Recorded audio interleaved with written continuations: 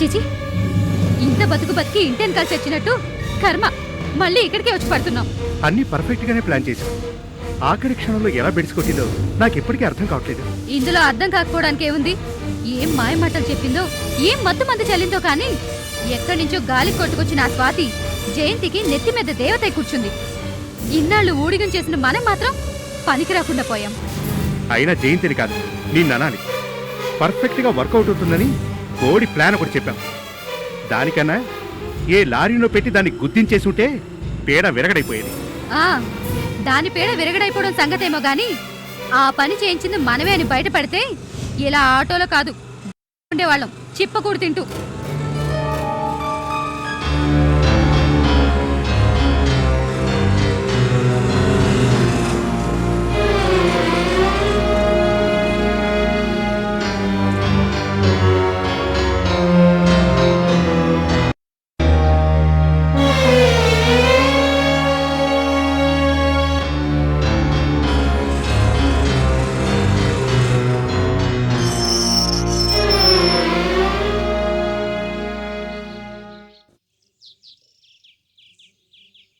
ఆగండి ఆగండి,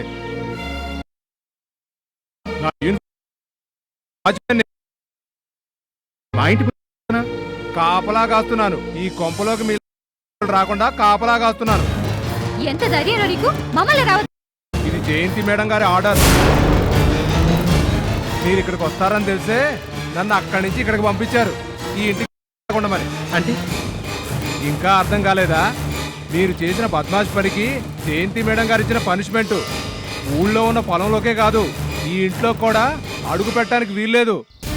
ఇదెక్కడ అన్యాయమయ్యా? ఇది మా ఇల్లు కాదు, జయంతి మేడం గారి ఇల్లు. ఆవిడ పర్మిషన్ లేకుండా శివను కూడా లోపలికి పోనేవను. ఇంట్లో మా సామానున్నాయి, తాళం తీవయ్యా. తీయను. ఇక్కడి నుంచి పూజకు పుల్ల కూడా వీల్లేదని జయంతి మేడం గారి ఆర్డరు. మీరు ఎక్కువ గొడవ చేస్తే పోలీసులకు ఫోన్ చేయమని చెప్పారు. చెప్తే అర్థం కావట్లేదా? అలానే ఏంటి ఇంకా ఆలోచిస్తున్నారు? జరిగిన అవమానం సరిపోలేదా? ఇంకా ఇక్కడే ఎందుకు? పదండి.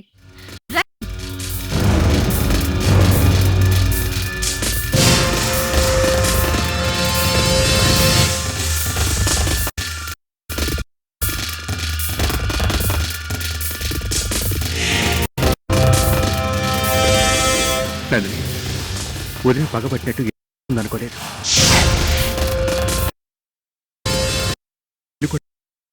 ఇప్పుడు ఏం చేద్దాం? ఎక్కడికి వెళ్తాం? కట్టుకున్నడికి తప్పినా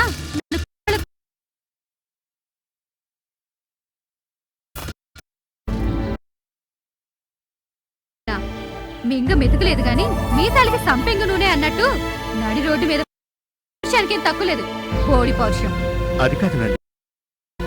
నోరు ముసుకు వాళ్ళ కాళ్ళ మీద చెప్పకపోరు, వేళ కింద ముద్ద పెట్టకపోరు. రాత్రి గీక్కున్నా వస్తుందా అని ఇంకా నిలబడ్డారే. పదండి.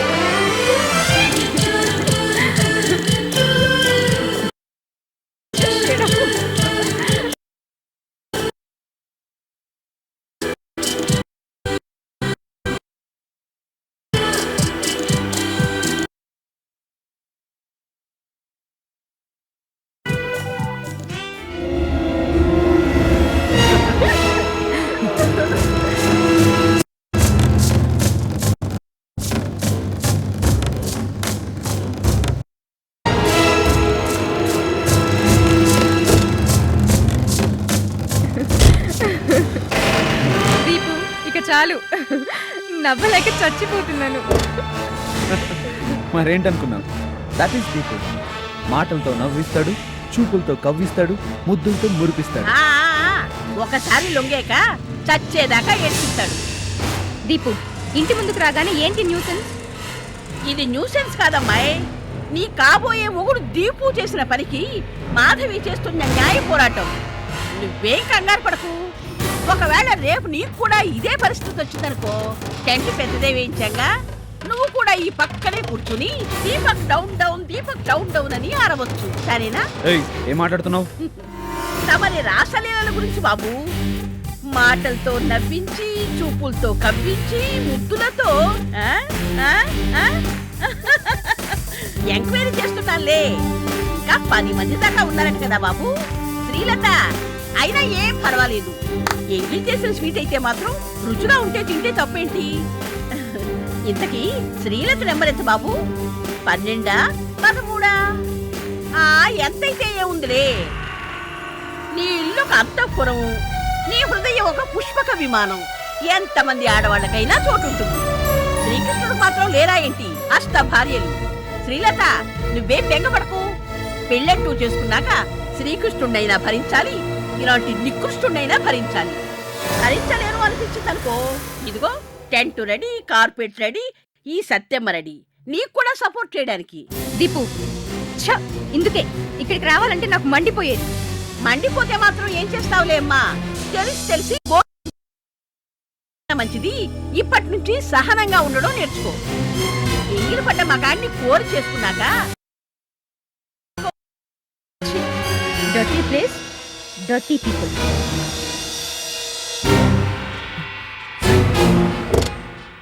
శ్రీ నా మాట విను. శ్రీ, దీపు ఈ టెంట్ పీకిస్తేనే మళ్ళీ నీ ఇంటి ముందుకు వచ్చేది.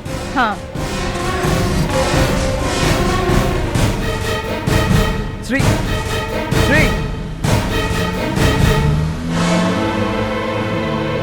ఎంత పొగరే మీకు. మిమ్మల్ని ఏం చేస్తానో చూడండి.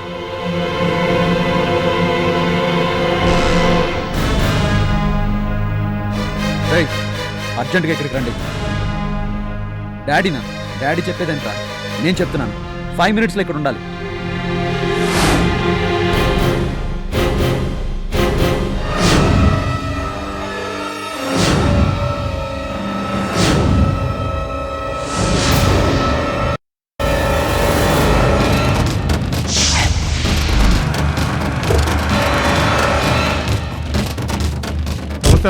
రండ్రా. 2 minutesలో టెంట్ ఇక్కడి నుంచి లేచిపోవాలి. వెళ్ళండి. అలాగేనా? రండ్రా. ఏయ్, మర్యాదగా లేస్తావా, బలవంతంగా లాగేయమంటావా? ఒరేయ్, ఆగండ్రా. ఆపండ్రా. ఏంటి దౌర్జన్యం?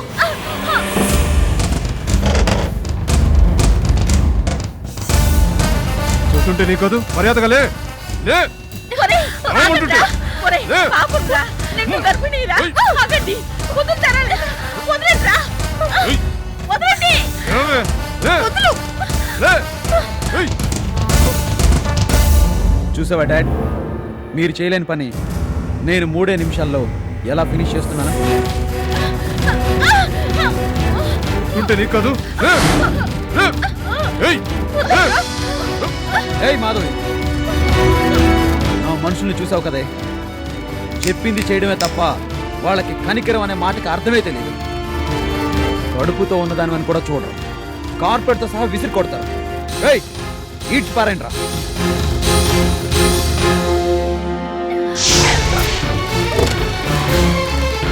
ఆగండి.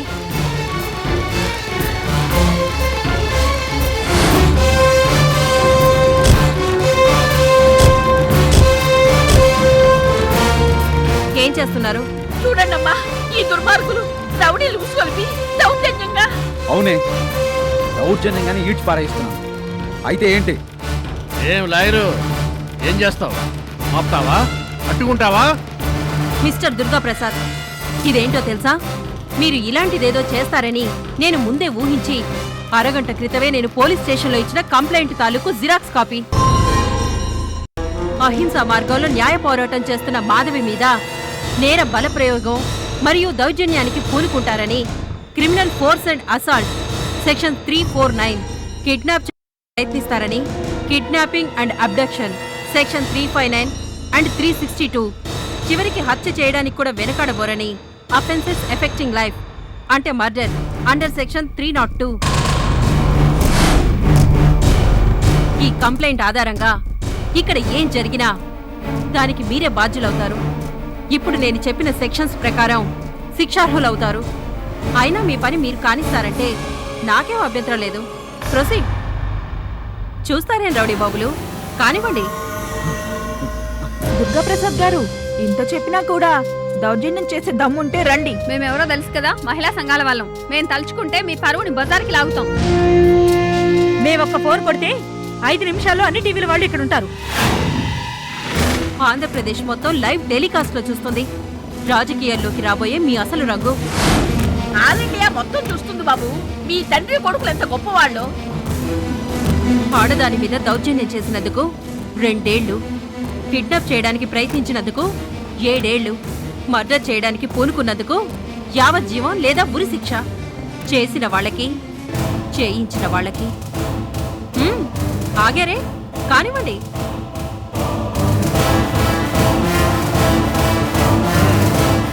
ఒరేయ్, వీటన్నిటిని ఎవరు సరి చేస్తారా? మీ బాబా?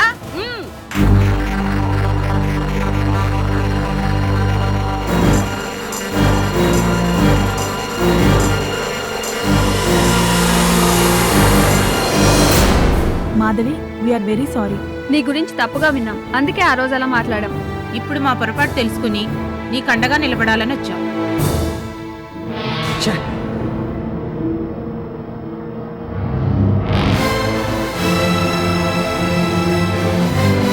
అవును మాధవి, లాయర్ పరమేశ్వరి గారు నిజం చెప్పబట్టే అసలు విషయాలు మాకు తెలిసాయి. ఆ దీపక్, వాడి బాబు డీపీ ఎంతటి దుర్మార్గులో మా కల్లారా చూసాం. అలాంటి వాళ్ళ మెడలు వంచాలంటే ఇలా న్యాయ పోరాటం, మౌన పోరాటం ఇలాంటి వాటి వల్ల లాభం లేదు. అల్లరి చేసి వాళ్ళ పరువు తీయాల్సిందే. జరగబోయే దీపక్ శ్రీలతల పెళ్లి ఆపాలంటే ఇదొక్కటే మార్గం. మాధవి, ఈ క్షణం నుంచి నువ్వు ఒక్కదానివి కాదు, మా మహిళా సంఘాల మద్దతు నీకు సంపూర్ణంగా ఉంటుంది. నీకు న్యాయం జరిగేదాకా నీకు అండగా ఉంటాం మేము. చాలా సంతోషం.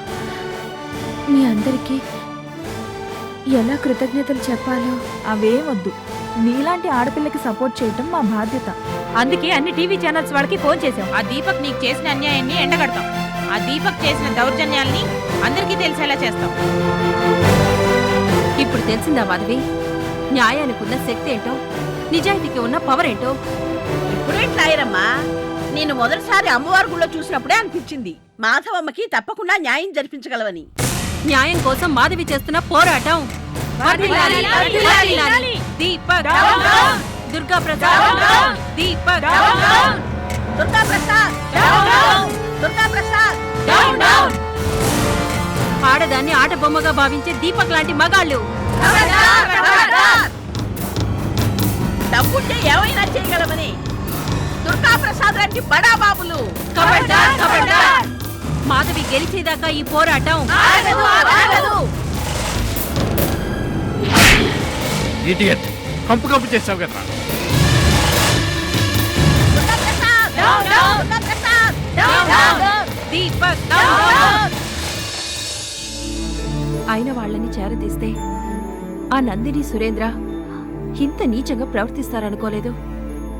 రాత్రింబవళ్ళు నా కోసం, వీడి కోసం పరితపించిపోయే నువ్వు తప్పు చేశావని నిరూపించడానికి ఇంతగా దిగజారిపోతారనుకోలేదు. స్వాతి, అయిన వాళ్ళంటూ ఇక నాకు ఎవ్వరూ లేరు. ఇక మీద నాకు అన్నీ నువ్వే. ఎన్నటికీ నన్ను వదిలిపెట్టి వెళ్ళిపోనని ఒట్టేసి చెప్పు స్వాతి. జయంతి, చెప్పు స్వాతి. నువ్వు మాటిస్తే తప్ప నా మనసు కుదుట పడదు. ఎట్టి పరిస్థితుల్లోనూ నువ్వు నన్ను, నా బాబుని వదిలిపెట్టి వెళ్ళిపోనని చెప్పు స్వాతి. నేనెక్కడికి వెళ్తాను? నా పంచప్రాణాలు ఇక్కడే ఉన్నాక వెళ్ళాలనుకున్నా వెళ్ళలేను. చాలు స్వాతి, ఈ ఒక్క మాట చాలు. ఒరే సంతోష్, స్వాతి ప్రామిస్ చేసిందిరా, నిన్ను నన్ను వదిలిపెట్టి వెళ్ళను అని. ఇక మనకే దిగులు లేదు. ఒరే బుజ్జి, ఈ క్షణం నుంచి నీకు 2 అమ్మలరా. కన్నతల్లి నేనైతే పెంచే తల్లి స్వాతేరా. జయంతి, నువ్వు నేనే.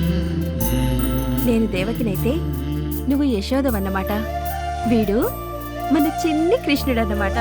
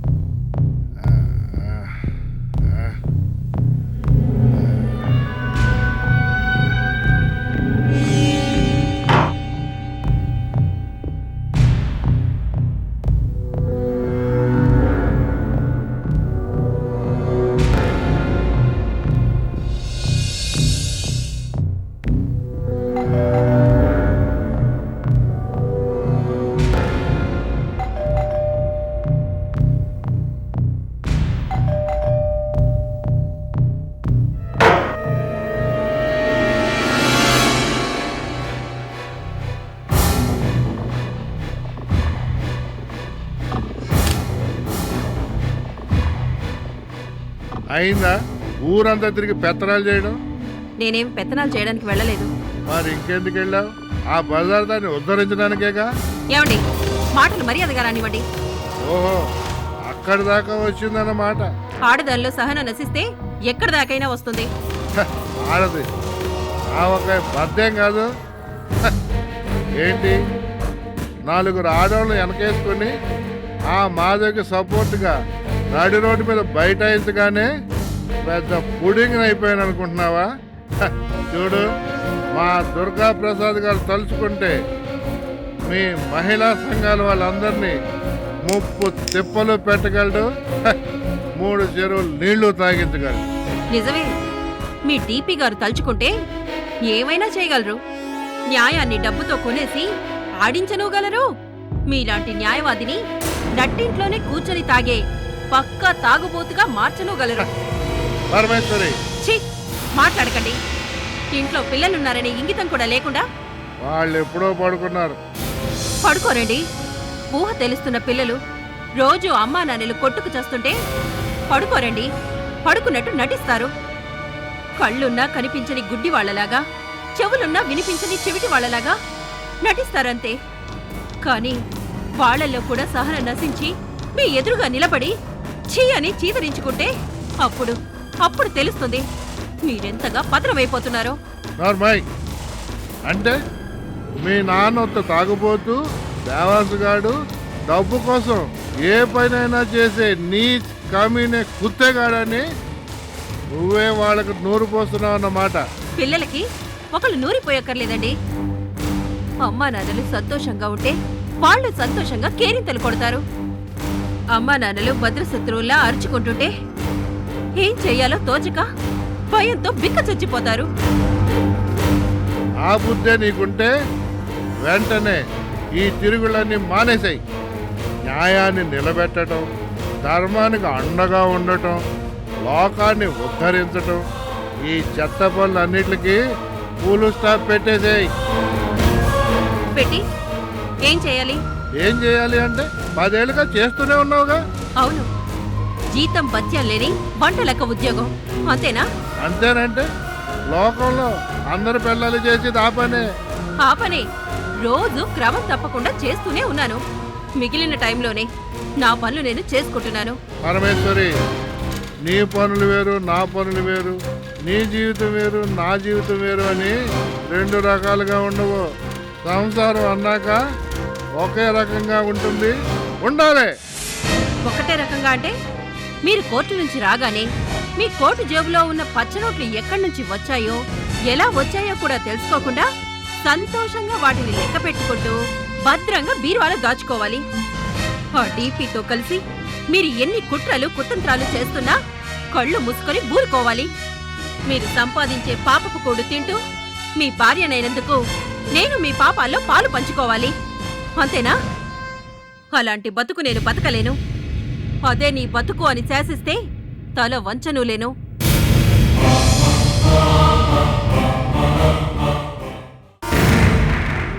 చూస్తుండగానే ఏదో ఒక రూపంలో నాకు మళ్ళీ అవకాశం రాకుండా పోదు, అదృష్టం కలిసి రాకపోదు. రాజశేఖర్ గారు చనిపోయే ముందు నీకేమైనా చెప్పారా అమ్మా? దేని గురించి డాక్టర్? అదే బాబు విషయం.